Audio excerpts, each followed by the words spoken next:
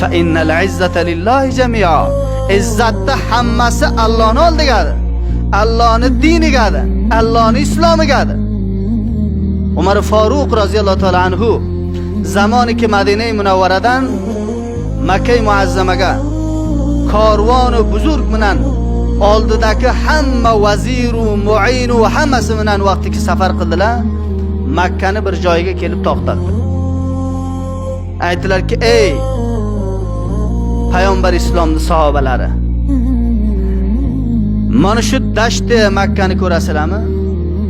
Hattobni tevalarini baqiydim dedilar, otalaridir. Biran o'q meni bilan bir muzdurkoriki hech bir arzish o'sha pullaga qo'yilamasa edi, meni bilan barxurd bo'laydi. Buni daqiq bilinglar. A'azzanallohu bil islomi. Xudo islom bilan, din bilan bizlarga izzat berdilar.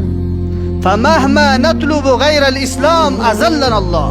Buni daqiq bilinglar, agar har go'yki islomdan bizlar chiqib, ahli islomdan chiqib dasti bay'at va do'stlikni kofir bilan bergidek bo'lsak, hadallanalloh, Alloh bizlarni xor qiladi. Osmonda tayiga bajuz az o'zimdan boshqa qoida bashariyat, kulli bashariyatni rahbariyatini qilayotgan shu pilla yoqdilar. Dashtahoy Makkaga, tevahoy Xattobni men baqiydim dedilar. Dini Alloh bilan dunyodan ketishlik darvoqi izzatdir bizlarga. Hazor javonimiz bor. Hazor kadrlarimiz bor. Hazor yaxshi kishilarimiz bor. Hammasi zeri xokkada.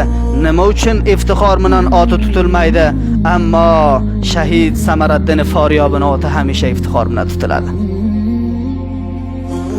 Nima uchun hazoron shahidlarimiz bor ki zeri xok bo'ldi baxotir din islom uchun buruz iftixor qilinadi. Farzandlariga iftixor bo'ladi. Ro'za ki xuruji artishi jamohir sho'ravida nima uchun o'razga ozodiyat makotib va madaris va fantun tamom afol va organhoy davlatimiz ta'til bo'ladi. Izzat va din uchundir.